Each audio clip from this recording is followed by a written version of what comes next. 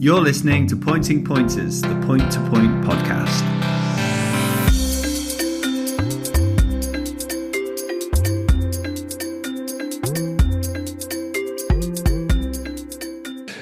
Hello, welcome to Pointing Pointers. This is Ben. He's Sam. This is episode 19 of season 5. Sam, we've had another big weekend with some interesting results. We're not just going to sit and go through them all bit by bit. We're going to try and get round people as much as possible this week. And we're going to crack straight on in the style of Off the Bridle and call Jimmy King. Will he answer? Find out in 10 seconds, sports fans. Yeah, I've not actually teed this up in any way, so let's find out. Yeah, 3 winners you had.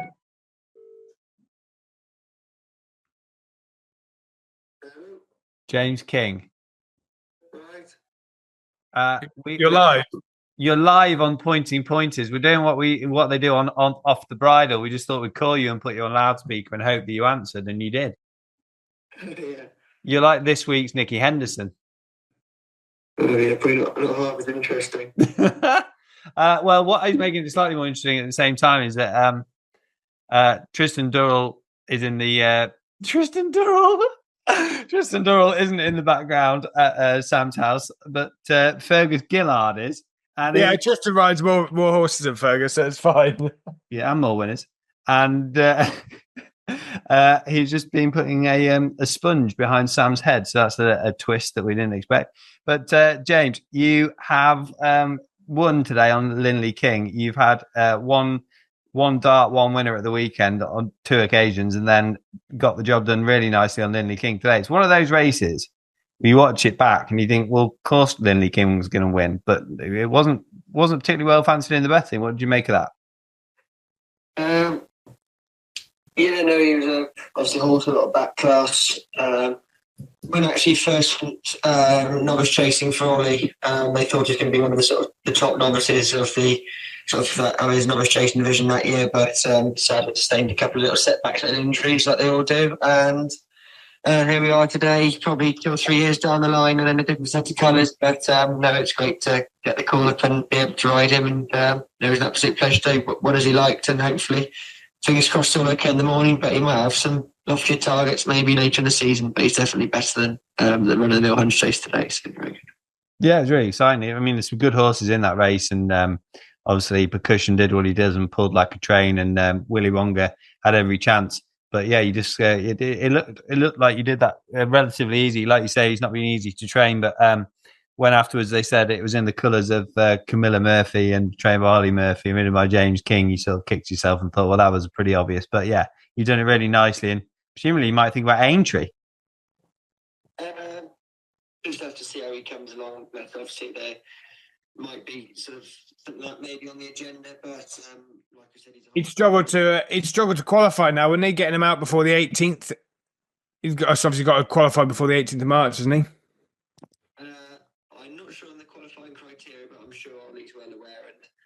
And just have to see. Obviously, it's a short turnaround, and also long layoff. The bounce factor could be, an issue, or whatever. But no, I'll leave it up to Ollie and Camilla. Camilla rides him every day. She knows. Oh, brilliant! Oh, that's nice. That's a great story. And yeah, I'm sure. James, you were at Didmarton at the weekend, and you went for one ride and won. 3 rides. Yeah, I was going to say, Sam's filled me with confidence there, but actually that was later. That was later in the weekend. So as always, Sam gets blamed for that. But you got the job done nicely on Alaphilippe, which I mean, many would expect you to win on, but very nice horse. Did it in a good time. It wasn't actually plain sailing through the race. It was actually quite a rough race, big field, sort of tight bends, up and down Dale around Didmarton, as you all know. Tom Haxby kicked at top of the hill on a horse I know, Largy Mountain, and I sort of took sail after him, and Largy Mountain horse did very well. I've done it myself a couple of times. He probably went a bit too soon, so I knew when he was going for home that far out, I knew I would hit him back, and it was just a nice target for my horse to aim at. He hit the front at the last and went away, but it wasn't an awful lot in front, and all credit to the Slatter family, who I've had a very good connection with over the last handful of years, and riding another winner for them was great. But again, there's a horse that's been off the track for a bit of time and had a few setbacks and things, but obviously he's a very classy performer back in the day. So no, I'm really delighted to be able to ride him and to team up with Slatter, and all credit to them. What a great training performance. Nice one. And Sam wanted to ask you about Charm Park. Yeah, Charm Park, all the way up there for one winner. You must be desperate for this title, are you? I'm not sure, but we'll just have to see how it goes. But I've had again another good association with Julie Wadlin. It's been very, very good to me again over the last few years. And I think it only takes one dart to hit the bullseye. I mean, I could have gone to Larkhill for maybe 3-4 rides, but they might have been sort of thereabouts. But I just thought Glenmount on paper looked to have a very, very good chance, and so it proved, and that was great. He's been, like I said, been a very good horse for me. I've ridden him 7 times now, and he's won 5, so he's on an upward trajectory. And actually, he only managed to scrape home not scrape home, but he won sort of a couple of lengths sort of comfortably, but he wasn't at his best. I didn't feel. I thought the ground actually wasn't much softer than it, and he'll probably appreciate a bit more cut. He's a horse that suffers with sore shins, so bring out in the next day, but we're different styles to the manner he won at Brocklesby, but that's a sign of a nice good horse, and again, he might have quite lofty targets later in the season. Just leave it up to Julie, anything. Nice. This weekend, you look like you're going to have about 26 rides at Howick. What, any chances? They'll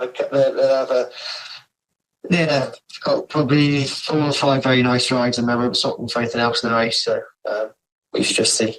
So you heard it here first. In itself, that is.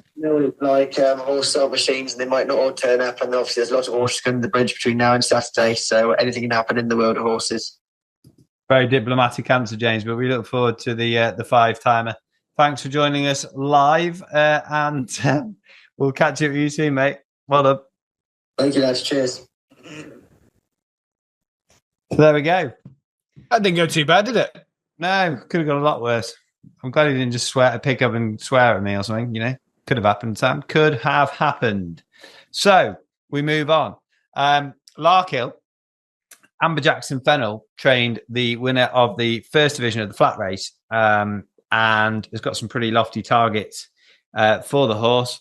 And as we highlighted last week, Amber took a crashing fall, and I checked in with her to see how she's recovering and what her plans were for the winner of the. So I'm joined now by Amber Jackson Fennell. Amber, first and foremost, how are you? Yeah, I'm good, thank you. Feeling much better. Good. Yeah, saw some photos from the weekend, and you didn't seem to have too many stars in your eyes. So, but listen, great news that you're back in the winners' enclosure as well, as a trainer this time rather than a rider.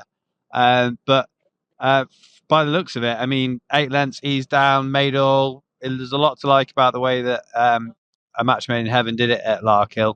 I think it was a faster division of the flat race as well. You must be over the moon. Yeah, I'm absolutely delighted. I mean, I've always thought a lot of him. I mean, I'm probably a bit biased because obviously he's a homebred and we've had him since the get-go, but as in he's always done everything easily. He's got a brilliant attitude and he just loves his job, which is the main thing. And he's just totally professional in every way. He doesn't act his age at all. So yeah, it was kept quite simple and he just got the job done, which is always nice. Yeah, fantastic. And look, I'm sure you've probably had some offers already, but knowing that you've had him since a foal and you've got him to this stage, it's going to take a strong bid to buy him, no doubt. What are your aspirations for him? Presumably you're thinking, Aintree with maybe a stop in between, or what's the plan? He's not ready to run in the maiden yet. I mean, he's not even technically turned 4 yet. We've done a bit of schooling with him, but I think we just carry on the way we're going, and he'll probably have an entry at Exeter, and then we'll look at going to Aintree because that's kind of the route he should take. There's not really any other options for him, but he definitely can take the 2. I mean, he came out of his race the other day like it was just a gallop. So we'll do that, I imagine. Fantastic. Well, look, it's first and foremost, great to hear that you're in good health. But yeah, well done at the weekend, and we'll all be watching where that horse goes with interest. Yeah, thank you very much. Yeah, I'm looking forward to it. Hopefully I'll get to ride him next time. Poor old Fly gets chopped off after one. Yeah, sorry, Fly. He was only a passenger. Don't tell him I said, will you? No, I'm only joking. He probably does listen, but yeah, no. Some riders are more straightforward than others, I think it's fair to say. And but look, take some steering around, and he got the job done. So yeah, well done to you, well done to Fly, and well done to the horse. Yeah, it was a good team effort. Take care, Amber. We'll catch up with you soon. Yeah, no problem at all. Thank you very much. And another winner for Josh Newman as well. Division 2 of the flat race was also trained by Tom Scudamore. So he seems to be rounding about a bit more on the pointing scene, which is good. And another winner for him, Maximus Oxo. And Ben had a lovely chat with him in the week. And this is what he said about his appearance in the pointing scene. So I'm very pleased to say that our next guest today on Pointing Pointers needs no introduction. Tom Scudamore, how are you getting on? Very good, Ben. How are you? Okay? Yeah, fantastic. Thank you. And look, it's great to have you amongst the pointing ranks now. How's the transition been from being a pro jockey into a slightly less manic life? I wouldn't say any less manic at all. We've got plenty going on. So obviously we've got the yard here. I've got the work with ITV and a little bit of Sky Sports as well, and then some other bits and pieces too.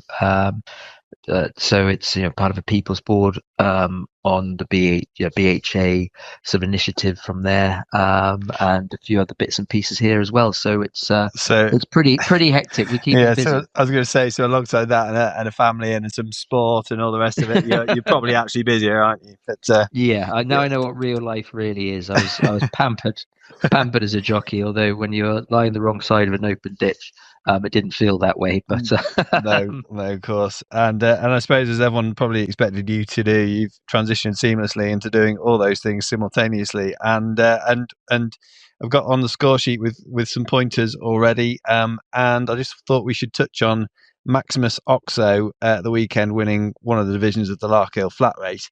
Could you just talk us through him and where he goes next, or if he's for sale?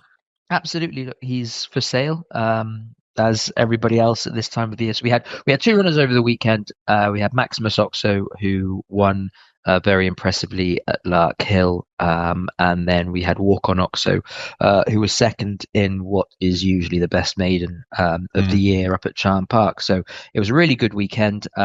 Maximus Oxo, well, myself and a couple of friends of mine bought 4 horses over the summer. With a view to point them and to produce them and to bring them through, and it's something that we're really looking to build on and go through. So for the initiative to have started so seamlessly and quickly, was a great credit to both their acumen and the yard itself. So it was a really exciting weekend. It was a very important weekend, but a really exciting weekend. So it's from a family point of view. Obviously, my grandfather won the 1959 Grand National on Oxo. So with this long-term venture, we wanted to have something there that makes it pretty distinguished, and we just felt that giving them a Oxo suffix would do just that. They'll know exactly where they've come from, and hopefully they'll all find their way into the winners' enclosure. Fantastic. I mean, I was literally going to ask you about the name Oxo, and that, excuse my sheer ignorance, but actually when we linked to this, when we recorded the podcast last night, when we came back from talking to you, which we're now doing, it's all a bit confusing, this, isn't it? But you know how it works in media. I actually threw to Sam and asked him if he knew who Oxo was. So people listening will now know the answer before Sam stutters over not knowing the answer. Yeah. But that's fantastic. And I didn't actually realise how close that link was. So that was going to be one of my questions. And another one of my questions, which you answered already, is kind of what the intention is. So you've bought some stores to produce and have getting the job done very nicely already. But I assume you're not going to take a rules license out. You're happy doing what you're doing, being a nursery for all sorts of horses, I suppose. Yeah, we're nursery for racehorses. I know a lot of the other yards have sport horses and all the different ones. We're purely racehorses. We've been very fortunate. Obviously, I made a lot of good connections when I was riding, but we've been very fortunate to have Kenny Alexander has been very supportive of us, and that's really exciting because obviously Honeysuckle needs no introduction, but the fact that he is being such a huge supporter of national hunt racing, but British racing as well, is really, really exciting for the future and for all in British racing. So we're very fortunate to have him. So because of that, we've produced horses that have gone to David Pipes, gone to Nicky Henderson's. We had a nice horse that went to Nigel Twiston Davis's, which was 5th in a listed bumper at Newbury, first time up. We've had horses go to Alistair Relf and obviously Lucinda's. So I think we've produced already in the space of a year, I think 6 individual under rules winners already. So that's really exciting and bodes well for the future. So it's a good mix and one we're really looking, hopefully it's just the beginning and one we're really looking to build on. Fantastic. And so I suppose the big question is, will you get Honeysuckle's foal? We shall see. It's another year away. So they'll be fending off private offers from all over the globe, won't they? Well, exactly. But leaving all that to Kenny. But obviously, the horses that he sent us are very exciting, and looking forward to seeing them hit the track. But as I say, obviously, it's great for us, his support. But most of all, it's really exciting for British racing. And I've got lots of other owners who I rode for, Value Racing, Alan Stennett to name but 2, have been really supportive and sent us horses that have gone everywhere. We've produced horses for the flat, horses for the jumps, and long may it continue. Fantastic. So the last time I saw you was at Chattersley Corbett. You're taking part in one of these schooling trials pilot days. Talk to me about those for a second, if you will. We haven't covered it extensively on the podcast for various reasons, but presumably as a producer of young horses, you're all in favour of them. Yeah, absolutely. I think we've been crying out for them. I think in Ireland, they've been at such an advantage that they've been able to use the facilities of the race courses and have schooling days. And look, the racing in Ireland is, the way it's set up, it is differently because you have the blank days, so therefore the race courses can have them, the trainers can send a lot of horses there, etc. So I'm fully understand of why that model has worked so well over there, but I think it's a really good initiative over here. I think for the point-to-point tracks as well, I mean, to see so many people at Chattersley the other day, I just thought it was a brilliant success. And obviously from a selfish point of view, I want to send young horses and give them the opportunity to go around the track. But from a purist racing point of view, I was so excited to see Dan Skelton take 30 horses there. Ollie Murphy takes a lot of horses there. Nigel Twiston Davis take a lot of horses there. Donald McCain had come all the way down to take horses there. It just shows you the excitement and it's exactly what we needed. Look, of course, you've been able to take them to Southall, to Wolverhampton or Kempton to gallop on the all-weather, but it's not the same to be able to take part in, schooling races, give them the experience over fences, over hurdles, or over the easy fix hurdles they had at Lark Hill. I just think it's a wonderful initiative and one that has been fully supported. And also for the point-to-point tracks themselves. I mean, Chattersley Corbett, it's another financial incentive for them. Lark Hill, the amount of people that have turned up there to do it, it's a really good thing to do, and I think it's something that will certainly benefit everybody. Definitely an opportunity for pointing to grass with both hands. Absolutely, and there's so many good tracks pointing as well. That, and I know there's various different reasons of why various different reasons of why you can't use certain places at certain times. I'm fully aware of that, but I just think that there is such an opportunity for some of those tracks out there, rather than being dormant and being used twice a year and everything up and ready for them. They have an opportunity there to make some money and also to you benefit for British racing, and that's everybody will reap the rewards from it. 100%, and more on that soon, no doubt. So, Tom, where will we next see you with the runner? I've got a hunter chaser that will probably go to Carlisle on Sunday. Although, as the great way of British planning, they've managed to put a hunter chase on where there's 4 points on the same day. So everyone's pretty stretched. So that's quite an interesting one. But again, provided we have a bit of rain, Upton Road will go to Carlisle on Sunday. And then I've got 3 more pointers to run. I don't know if all 4-year-olds.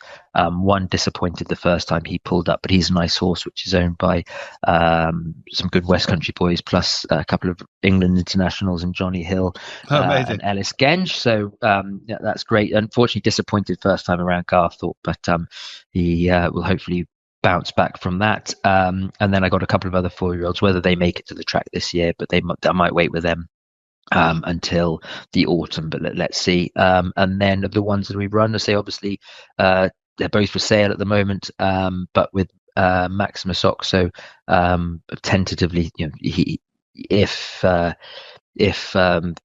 we end up keeping him or for whatever reason, then I think the Aintree bumper in May would certainly be well within his compass. So I've got that in the back of my mind, but obviously first and foremost, they're 2 very exciting individuals, and will be a lot of fun for whoever wants to take them on at the right price. But I say they're certainly, of all the horses we've had so far, I say we've had success with a lot of the horses that have gone on into bumpers this season. Let's say Colin Hobbs, who won a bumper last year, went and performed so well first time up in a listed race. These horses are on a par, if not better, with those. So we'll be it's exciting times ahead, and they both have very exciting futures.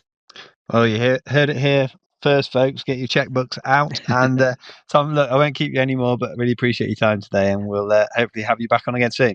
Absolute pleasure, and I say great. Thank you for all the hard work you're all doing, and it's, I say, at the moment, British pointer pointing. It's great to see so many winners being produced from there, and I think it's great for the industry. So congratulations to everybody, and let's keep building on it. Absolutely, thanks, Tom. Another person we spoke to this week, Heidi Palin. She was a winner of the ladies' conditions race level 3 for grassroots riders, which is a good initiative. She had a winner for Tim Underwood, but she's not had many riders point to pointing. She's obviously been in the hunter chase scene, having worked for Dan Scout and riding a few horses for him. Looks to have some nice rides coming up. No more so in the Aintree Fox Hunters. And I had a chat with her about her career so far and the upcoming rides she's got. I'm joined now by Heidi Palin, fresh off the back of a winner at Larkhill at the weekend. Heidi, another outside ride, goes in and wins at Arsenal for Tim Underwood. Tell me, how did you get the ride? Look at Nick Pearce. Nick Pearce, good old Nick. Is that going to be his new role? Is it be a jockey's agent, do you reckon? Yeah, point-to-point agent. Point-to-point agent, he'd love that, wouldn't he? So Larkhill at the weekend, Arsenal looked to do it quite nicely. Yeah, ran well and finished strongly. And Tim Underwood, have you ridden for Tim before? You haven't, have you? No, never ridden for Tim before. Was he there? He was there. He was very happy. He's a character, isn't he? Yep. Yeah, he's a lot of winners. He was riding when I was riding. He'd still be riding now, I'd say, if he could. Yeah, he scored it in the week apparently. Did he? God, it must be a good job. No wonder you won on it. Anyway, going back again to the hunter chase scene. Obviously, you've had a good season so far, winning on the likes of Benny's King, Fair Darms, Jet Plane. Benny's King, Leicester the other day, he gave you a great ride. He won nicely. Yes, he did. Come on, give me a bit more than that. Yeah, he's good in his old age. He's still loving it. So hopefully he'll go to Aintree now. Aintree, and you're obviously going to have the choice of maybe 3 horses at Aintree, would you? Yeah, possibly. Have your big jockey decided which one you're going to ride yet? See on the ground. Yeah, obviously Benny's King would be better on softer ground, would he, than the others? Yeah, definitely. He'd be much better. Perfect. And obviously he's ran well around there before. Another horse you won on this season, Janica for the Turners, classy horse back in his day, ran at Garthorpe. Did he give you a nice spin? Yeah, very good spin. Probably needed it as well, but it ran well. What, you saying turners don't get the horses fit? No. Had a bit of a blow, but it's finished well. Good on to Beat Sentry. Oh, hey, Beat Sentry and Locken, 2 horses you know well. Yep. Oh, good. And then going back to how did you start off point to point and chasing? Obviously, you haven't had that many rides. Point to point, only 13, but you've had 5 winners. How did you get into point to pointing? Luckily enough, Nick Pearce had a few pointers, and I rode them. Well, Azori mainly when he had them, and yeah, then gone on from there. And before you did point to point, before you were at Dan's, what's your background in horses? Used to show jump, did 128s, 138s, and 148s, and did BS with them. And then left school and decided to come to Dan's. And you've been at Dan's ever since? Yep. So your first ride was back in November 2021 on Azuri. You won three on him? Yeah, 3 on him. He was a star, wasn't he? Yeah, he was very good. You know him well, getting bolted with. Yeah, I did well. You queued me up for that, didn't you? Yeah, I actually made that horse that day, to be honest. He wasn't the same. He was a different horse after I rode him. I put some manners on him. But no, that was good. And then obviously, what going forward? Then you looking to ride a bit more point to point in this season and next, or what are your plans?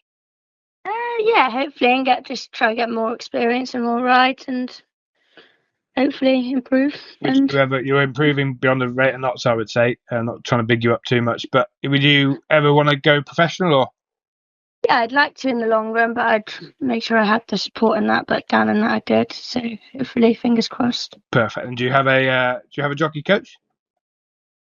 Charlie Post. He's doing a good job. Yeah. He's a busy man, Charlie Post, isn't he? Yes. But he's got his fingers in a lot of pies. Yeah. No, he seems to be doing a good job. And yourself and Tristan obviously go there as well, over to Posties. Yeah. Oh, that's good. Okay, perfect. Well, any rides this weekend? Possibly Friday at Leicester. Perfect. And what's that on Jet Plane? Jet Plane, yeah. Brilliant. All right. Well, good luck with him. Good luck with whichever horse you choose. Any rides at Cheltenham? No, I know of. No, you know of. Okay. Aintree it is then. Good luck whichever one you choose. And we'll speak to you soon. Thanks for coming on. Thank you very much. No problem. Oh, hang on. Another youngster, Ben, Charlie Case, who's going great guns. We've mentioned him a couple of times. He's got a good association with Mick Kehoe. Obviously, the offspring of the one and only Ben Case. He's nearly as tall as him as well. So I'd say his weight is not doing too good, but he's holding it up for a while. And Paper Mill won the men's open at Ampton. And Charlie Case got an interesting background. He's been riding a few years now, but he seems to be really hitting the target. I'm getting a few rides with Charlie Post. And I had a chat with him this week as well. And here he is. Now joined by Charlie Case, who enjoyed another win, the third win of the season for Paper Mill at Ampton at the weekend. Charlie, you must have been delighted to get another win on the board for him. Yeah, no, absolutely. He's, I think that's his 7th win of his career from only 13 runs. He's a very, very good servant for me, myself, and Mike. He's very consistent and happy to ride another winner on him. Yeah, definitely. And it's quite a good combination. You and Mick are kind of getting together, isn't it? How many has Kehoe got in nowadays? He'd only have 4 in at the moment. I think he's got 6. He had the bumper horse that finished second. He'll be a nice horse to go and run in maidens in the new season. And a mare that's just out in the field at the moment. But he got 4 in, 3 maidens, and Paper Mill. Paper Mill's been the flag bearer, isn't he? Looking back on some other winners so far, kind of looking back you've been riding a bit for the Post, I see as well. You've been riding out there a bit. Has that been going okay? Yes, no, I started riding out for Charlie and Fran.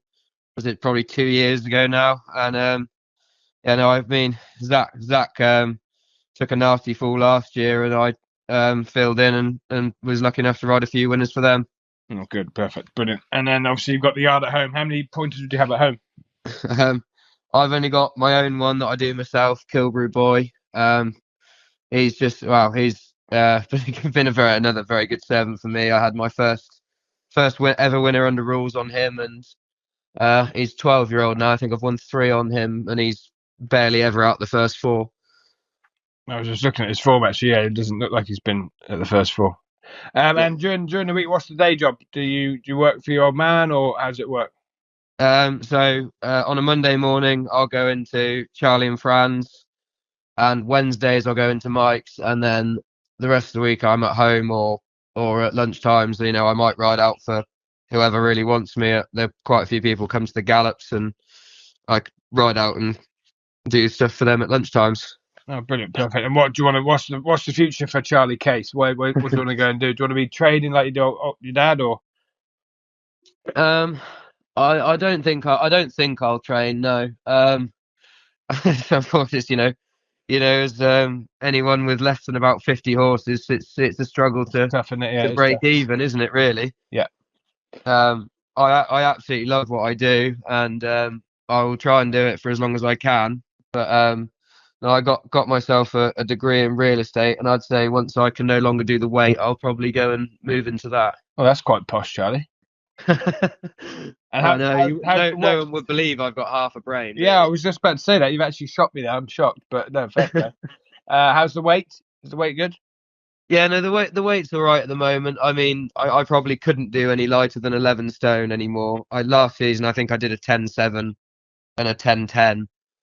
Might be able to do a 10.10 at a push, but just as you know yourself, it gets harder as you get a bit older. Doesn't it? Yeah, it does. Yeah, you've got to keep it down as long as you can. And no, great. And upcoming rides? Any rides this weekend? I have one for Charlie, definitely at High Easter, I think, in the maiden. Yeah. I might have one for Joan Johnson there as well if she decides to run, and then I've got one for Mike, and then my own horse at Guilsborough on Sunday. Oh, Guilsborough, perfect. That's good. I'll be there. Perfect. And just going back, kind of, you were saying about how you love what you do. What is it exactly you enjoy about pointing? Is it the friends you made, or kind of the crack you have, or the riding horses, basically?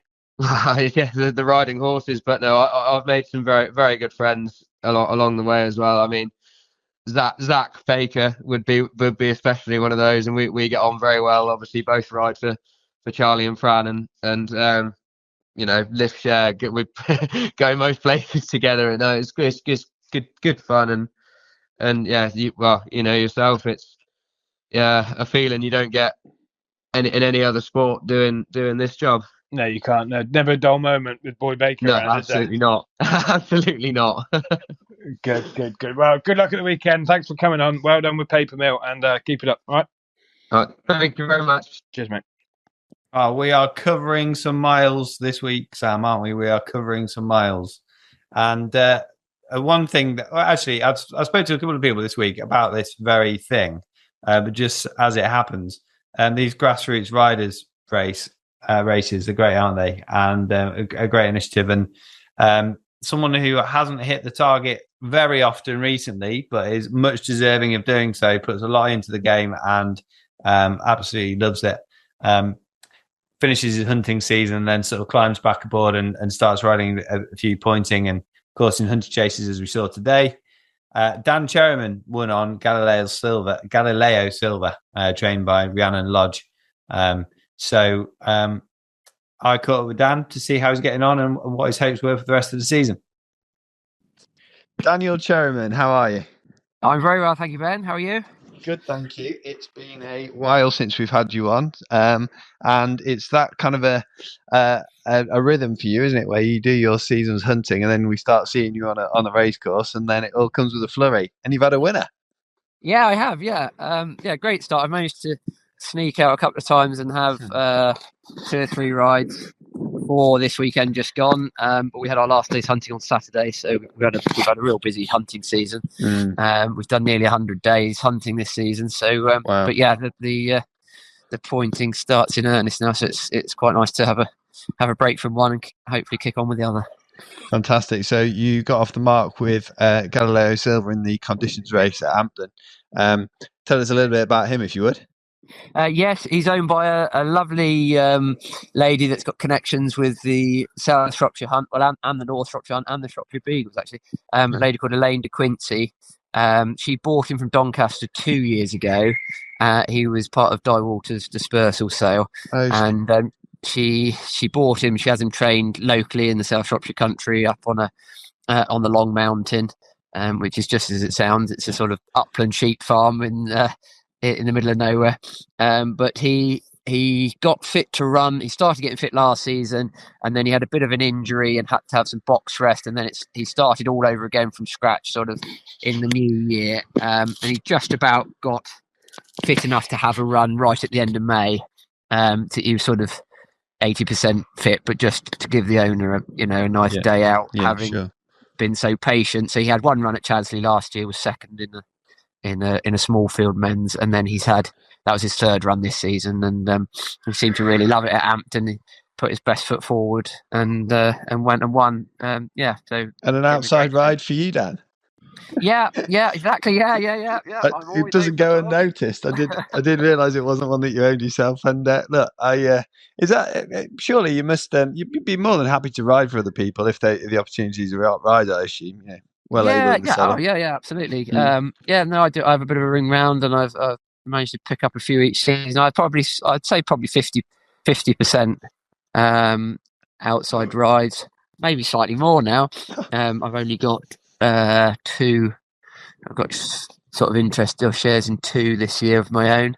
So and to keep busy, you want to be riding as often as possible. So I'm always happy to jump on something if it's available.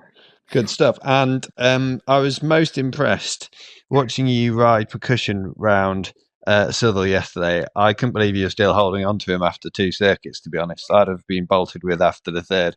But the third fence, that is, not the third circuit. He looks a strong conveyance, but look, he's got loads of talent, and you must have been delighted with your first sort of spin on him, and presumably all systems go for Aintree. Yeah, that's the plan. Yeah, so he's owned actually by Joss and Nicky Hanbury, who are great hunting people in Leicestershire, and they've been kind enough to lease him to me. I took him on from New Year, and I've got him till the end of this season.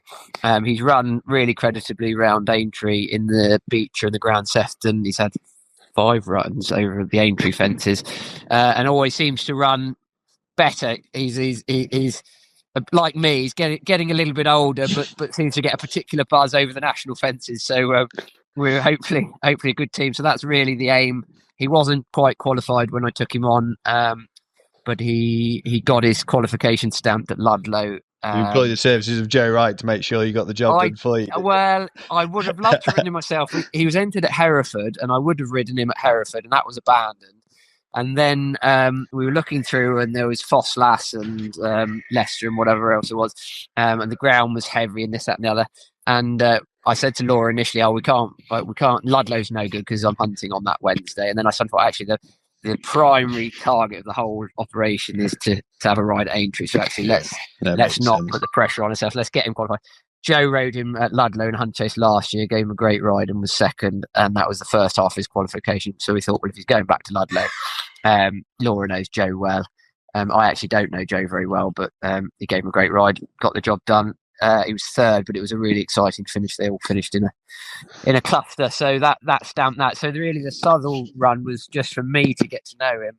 Yeah. That was his last run before Aintree, but nice for me to have a spin on him before the big one. Well, at least you know you're going to travel, Dan. At least you know you're going to travel. Yeah, well, I don't think we'll have the same problem because it'll be a much stronger run race, and but at least he's a good traveller. So yeah, exactly, we can hopefully sit somewhere near the front and bowl along, and we know he likes the fences, so hopefully it'll be a really exciting spin. Fantastic. Well, a great start to the season, and a long way to continue. Thanks for catching up with us. Not at all. Thanks for your time. Good bloke, Dan, isn't he? Yes. Yeah, listens every week, actually, Sam. Does he? The podcast, yeah. You get like a gold badge or something? Yeah, let's send him one in the post. Good idea. Good. And then going back up north, Charm Park, Rosie Howarth Obviously a regular rider for Cherry Coward. She's been going for a few years now. She's very talented, gets the job done. A double for her up north. Both were winning quite comfortably. And you had a chat with her as well. And yeah, I know you struggle with the northern accent, Sam. You don't get above like the West Midlands very much. So anything north of Coventry and you start getting a headache. So I caught up with Rosie Howarth.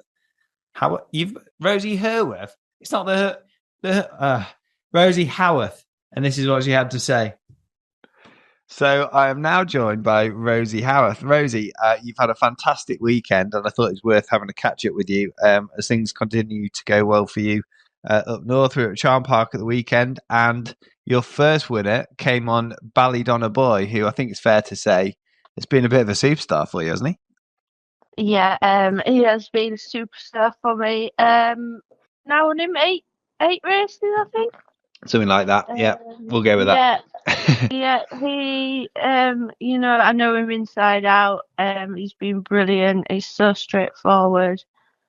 It's just an absolute pleasure to ride, really. Well, and yeah, like you say, he's been on the go quite a while now. He's first on course in 21 and won for the first time won his maiden in 2022, and then actually, funnily enough, the PPRA club members maiden back in 2022, and then he's had 29 starts and won 10 points and started in 200 chases and won once. So yeah, being a absolute hell of a horse for you, and a lovely spin, no doubt. And then your second winner of the day came on Greater Glory, which we were just chatting off air, so to speak, and I couldn't help but notice he's a horse by Lope de Vega. So tell us the story with him if you wouldn't mind. Yeah, he is. He is an absolutely lovely horse. He really deserved to get his head in front there because he's been knocking on the door a bit. Yeah, really consistent. Second, third, second. Yeah, he's a really lovely horse, and credit to the Cowards for getting him right and well, and winning with him. Yeah. And in terms of the Cowards you mentioned, you ride pretty much exclusively for them. I know I spoke to them before, and they speak very highly of your skills. But you ride exclusively for them for now. And I was just looking before you're on you've won plenty of races. You've got 23 in the bag now with 31 seconds and 24 thirds. So this is probably news to you. That I'm sure you don't study your own results online too often. No, But I knew I was having a spell of seconditis at one point. But, yeah. So things are going really well. Have you got any particular aims for the season, or your sort of career in general, or where's it all heading, Rosie? I mean, back in the day, I would have loved to have gone conditional, but where I am at the minute, I absolutely love riding out for the Cowards. I love working there. It fits well around my life working on the family farm, and I just really enjoy my pointing on a weekend. Fantastic. It's great fun, and I just love my pointing. Well, that's really nice to hear, to be fair, and it's we talked loads about pointing being a bit of a stepping stone for people that do want to make it a professional thing or whatever, but it absolutely needs people like yourself that just love doing what they do and just it's staying in the game really, and sort of playing the trade week in week out and just enjoying it. And you're obviously very loyal. You've been there, and the Cowards will be very loyal to you too. And if it works, then why not? I suppose so. A great weekend, like we said, and hopefully plenty more winners to come this season. Hopefully, fingers crossed. Yeah. Well, thanks for coming on, Rosie, and we'll no doubt speak to you soon. Thank you very much. So, yeah, as we touched upon earlier, James King also rode one winner at Charm Park and then headed straight to Southall for Linley King, which Julie won, as we also touched upon. So, yeah, he's going great guns, isn't he? It'd be really interesting to see what happens at the back end of the season. Josh is thrown down the gauntlet, but he keeps replying, James, doesn't he? Yeah, he does. Yeah, James would be keen to win it, I'd have thought. Obviously, Josh and Gina in the trainer's title are level on 21. I think that is, if my understanding is right. And I think Josh has ridden 24 winners this season so far. So he is, at the minute, a long way clear of James. Well, 9, if my maths is correct. I think James has ridden 15. I hope I'm not wrong. I probably am because the website's pretty slow updating. But if I go off the website, the stats are normally correct off the website, and it says Jimmy has won 15. So, yeah, he is 9 behind at the minute.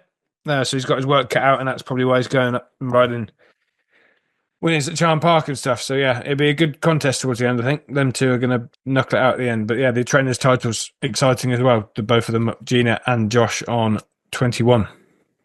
Yeah, it's going to be really interesting. We're getting to the kind of meat of the season now, aren't we? So hold tight, riders. So we do a bit of a shout out, as you know, Sam. And the shout out this week is for the Point to Point Committee. They're taking the initiative to get in touch to start signposting to the meeting well in advance so people know when it's on, can make entries, and they're a bit about what's going on. So we're talking about Garthorpe, which isn't until the 22nd of March, but there's a schooling race happening after racing, which is interesting and something we've spoken about plenty. Sam, I think it's a very important thing.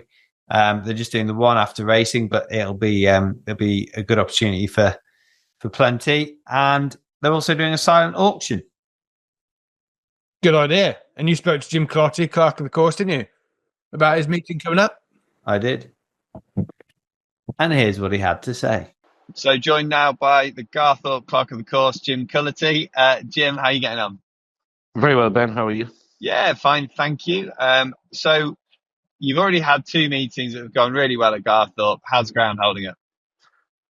Great, because we've enough room. Well, it was remarkably dry this year, anyway, despite what I go out hunting and that, and the ground's bottomless everywhere. But Garthorpe, it's all on the collar. Like, I mean, on the race course, there's really level bits. So therefore, it doesn't hold water. The rain just runs off it, and it's been kind of good to soft both meetings.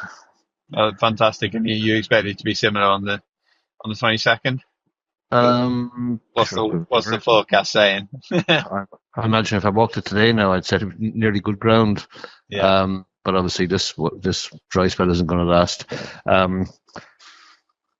So yeah, I can't predict what the ground's going to be like. But it just takes the rain. I'd be very surprised if it's not the word good or soft. Perfect. I don't think the word heavy would be in it anyway, put it that way. No, we won't hold you to it in any case, Jim. But yeah, so obviously you've got a vast experience in racing, and it's been a bit of a new challenge for you recently, being the clerk of the course at Garthorpe. Is it something you're still enjoying? Yeah, love it. And there's not a huge amount of work involved. Like we employ, there's one paid man at Garthorpe. There's kind of a caretaker, and other than that, it's all voluntary, including myself. And I've got plenty of help when it comes to moving railings, or the Herberts do the fences. They take them on and off their portable fences. No, I think like anything, it's easy if you have enough help, and we have a great team there, so it works very well. And the racetrack is first class. The ground is, although it is on clay, but it's not. It hasn't been abused over the years. Therefore, it takes racing very well, and it's big enough. We have enough room to have 4 separate tracks for the 4 meetings. So, so far it hasn't been challenging. Oh, well, glad. Long may it continue, Jim, and I hope you enjoy it for many more years. So you did a great job, and I'm sure people appreciate it. So you've advertised the schooling race after racing. Are you hoping that's going to be well supported? Is it looking likely to be a success? Absolutely. People who do it, people who have done that, like people who have schooled their horses around Garthorpe after racing, love it. It's been a result. We only had it times, but it's been a resounding success, and it's a good money spinner for the hunts. And in this day and age, we don't have 3 divisions of a maiden. We've only had 40 something runners at each meeting. So, you're still be able to school around on nice ground, and it's obviously a great education for young horses. So, when we can do it, we will. Yeah, fantastic. Good on you. Well, best of luck on the 22nd, and we'll no doubt be keeping a beady eye on the results. So cheers, Jim. Thank you. Take care, Ben. Bye-bye. So yeah, just touching on that silent auction they mentioned before, Sam. They are one of the lots. They're giving away a day's hunting with the beaver with Asheen Murphy and Jim. So I expect to see you amongst the highest bidders for that one. I'd prefer the day's hunting with the Burton with Ben Atkins. Yeah, I know what you're saying, mate. I do know what you are saying. So some good prizes on there, actually. I'm just looking now. Yeah, it's well worth a look. So that is jumblebee.co.uk/beaver auction. And God, morning on the gallops with Biddy at Brahamian. God. Yeah. Brilliant. Sometimes, Sam, it's almost like you forget we're actually recording a podcast and you're just chatting to me on the phone, which is great, I suppose. But speaking of which, Sam, we're going to touch in a minute on the pointing that's coming up this weekend. But before we do, we're going to slip in any other business where it's time to point out that it's the Pointers Hunter Chase series continues to raffle on. But this week, it is the Nick Luck Pointers. As much as I've written this title down about 6 times for various reasons, the name escapes me. But basically, ours and Nick's thing with the good people from the Pointer Forum and Nick putting up this $5,000 bonus, which, let's face it, seemed very, very difficult to win and has been extensively pointed out. Which is quite frustrating, actually. Is it? To me, that people moan about it, yeah. People trying to put into the sport. I know it's very unlikely that someone's going to have a winner at Catterick and Kempton, but it's an initiative that people are trying to support the sport with. And when people go on forums, online, and all I see is negative thoughts of, no one's ever going to win that. Jesus. Someone has rattled Sam's cage tonight. It annoys me. Why can't people just be positive about what's going on instead of putting it down all the time? Yeah. I accept what's going to be good. And then, no one's going to want to have the sport if everyone just moans about it all the time, are they? No, he's not daft, that Nick. He probably knew. Darren Pierce, I'm talking to you, boy. Oh, I look forward to having him on in a couple of weeks and him giving you some pasties, Sam. That'd be good fun. Not welcome, mate. Wow, that is fighting talk. So, Catterick, what we're going to do, me and Sam are recording this before the Hunter Chase happens, but we put a call in to Ben and Sam, who had a conversation later in the week and recorded it post-event. And you can listen to that now. Sam Davies-Thomas, it's Ben Atkins. How are you? Very well, Ben. How are you? Oh, I'm really good, Sam. Yeah, it's been a long time since we've spoken. I hope things are okay your end. Yeah, exactly. So yesterday, the Nick Luck Daily Pointers Hunter Chase at Catterick. And what spectacle it was. Really good entries, whittled down slightly in a non-runner, which is a shame, ask a honeybee. But a good race nonetheless. Pretty entertaining stuff. Derek O'Connor sets off to make all and doesn't quite manage. Did you enjoy it? I did, and the bonus is on even better. The what? Sorry. The bonus. The what? The bonus. The bonus is alive, Sam. Yeah, they said it couldn't be done, but it might be possible after all. It is always possible, mate. Everything is possible. Yeah, good ride. It was probably a race-winning move, I thought, when he took 3 out. And, stayed on well from Oscar, who was another couple of yards he would have either won. So, no, good for Captain. I understand he's going to get an entry at Kempton. So, the bonus is live. Yeah, Nick Luck will be sweating, getting nervous now. But yeah, look, all jokes aside, it's pretty interesting that he just doesn't seem to like. So I was looking through results. He hasn't won a point-to-point in recent times.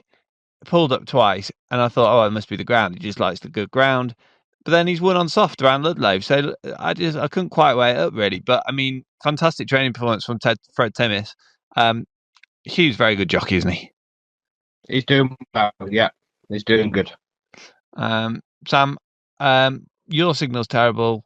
I'm on the way to Ascot. We'll leave it there, but needless to say, it was a great racing spectacle, and we look forward to the second leg on the 1st of April at Kempton.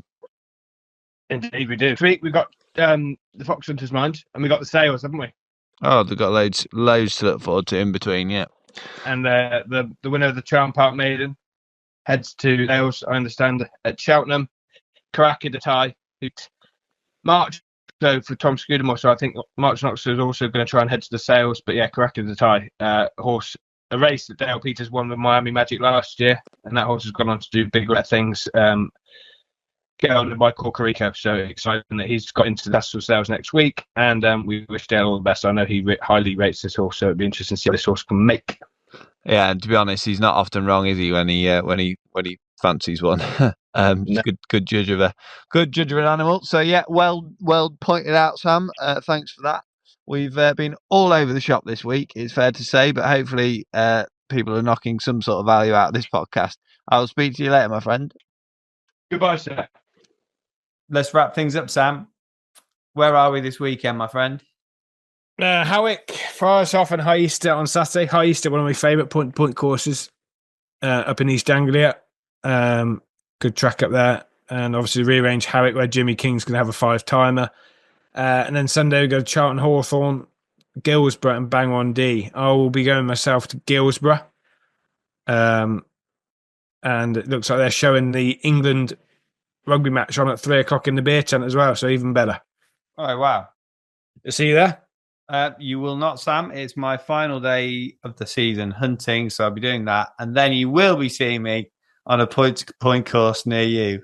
And yes, that is a threat. Oh, God. Speaking of threats, I was threatening Max Comley yesterday. He had his first winner under rules, which was fantastic to see. And we had a bit of banter post-race. He went off a big price and provided him with his first winner and the owners with a swag bag. So, yeah, great stuff from Max. Any other business, Sam? Anything else you want to touch upon? No. Okay. Well, let's just say this is an appeal. If you are pointing at the weekend and you go to Guilsborough, please find Sam, give him a little cuddle from me, give him a stroke, buy him a pint, whatever it is that you want to do, because he is miserable and we need to fix it. Oh, Sam, Jake X will be there. That'll cheer you up. He'll buy you a pint. Oh, yeah, bro. Okay. It's been a pleasure as always, my friend. And thanks for listening. We will see you next week. Goodbye. You're listening to Pointing Pointers, the Point to Point podcast.